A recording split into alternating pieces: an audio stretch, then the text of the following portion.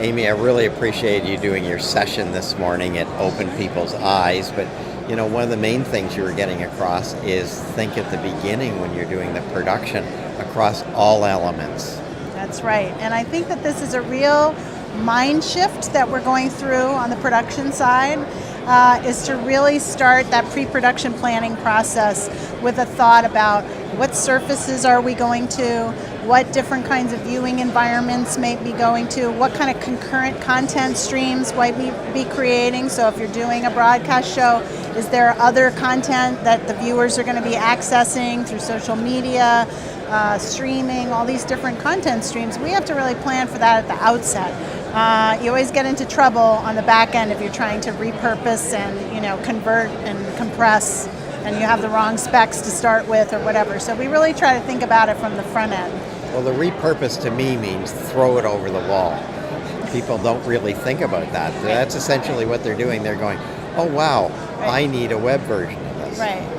Well, and a perfect example is like just seconds before we started this interview, I got a call from a client. I'm reviewing assets for a live event that's coming up.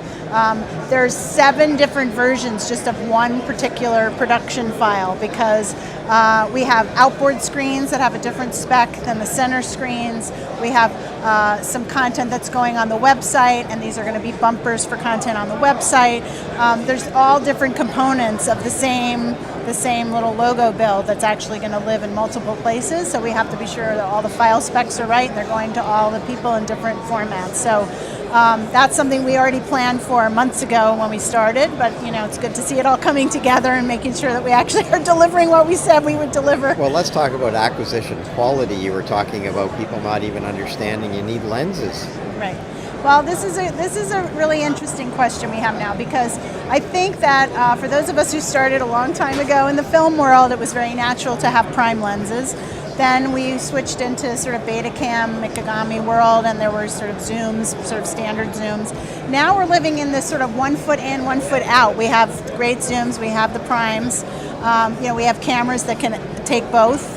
But not everybody understands when to use which one. And so obviously if you're shooting with primes, you need to stop and reframe and move cameras and put the new lens on. I mean, it's not a run and gun scenario. So that's a different kind of production planning, and then thinking about what kind of image you're going to get and how close you're going to be and all of that. So we really have to think about it a little differently. A lot of times what I do is I do multiple camera coverage. We'll have primes on a couple of the cameras, and then maybe I'll have a secondary kind of supplemental that might have a more flexible zoom where I could even get some behind the scenes footage or something that might be useful for social media. So tell me about this whole 4K thing, fix it in post. 4K thing, fix it in post. Well, I'm not an expert on that because thankfully I'm a producer-director and I have many, many smart people in my production teams. But I would say that, one of the big challenges about 4K is we don't really know what people are consuming it with. And so we don't know, do they have a 4K television at home? Is the broadcaster even sending them the signal to them in 4K? Some content is going that way and some is still being broadcast in 720. So we have a lot of different situations that we're trying to anticipate. Shooting in 4K, obviously the editing process, you can zoom in and do those things. Right. But still that changes the whole. Right. And there's a lot of editing solutions now where we can stay native and we don't have to degrade the pixel quality, if you will, but there's still compressions and things that can introduce loss along the way depending on how that ultimately gets to the consumer, and whether it's being streamed, whether it's going on a satellite. I can't control all of that, but what I can be mindful of is the best possible quality that I can give going in and try to anticipate any of those kind of issues like sync issues, and try to talk through the whole supply chain, as it were, to everybody involved to be sure that I'm anticipating. Sometimes I'll send little snippets of test content just to be sure that there's not something that we didn't anticipate. Now tell me about viewer retention.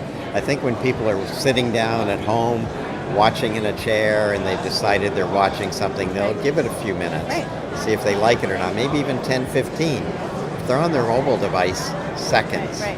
Well, and even in the chair at home, I think we're talking about seconds, but maybe 60 seconds to 120 seconds instead of 10 to 20.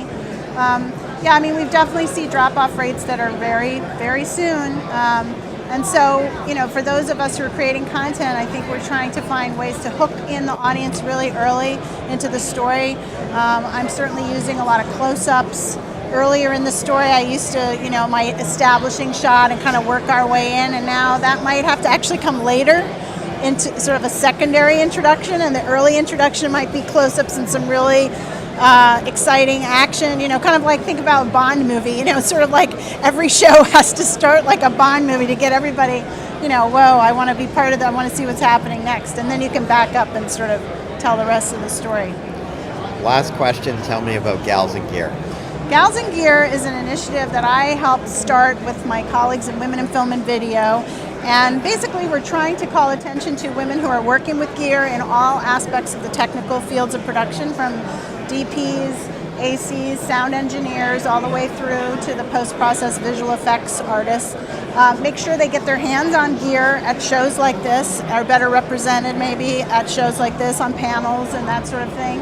And also we want to bring the next generation of women along to be sure they're also learning the technical fields, because we have a lot of producers like me, which is great, but I think it'd be great to see more women in the technical fields of our industry. Well, I think mentoring is important. Absolutely. A couple of weeks ago, I managed to get a SMPTE fellowship, which was really cool. Wow. But in my speech there, I said if every fellow took someone under their wing that was younger and mentored them, we'd keep the business going. That's great. And it's men can mentor women, and actually it's not an age thing either, because I've actually been mentored by people younger than I am who know stuff I don't know, shockingly.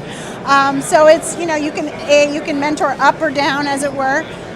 So I would like to see more of that going on. I think that's terrific. Congratulations. Well, thank you. I love that. Thanks again for speaking with us today. Absolutely. Thanks.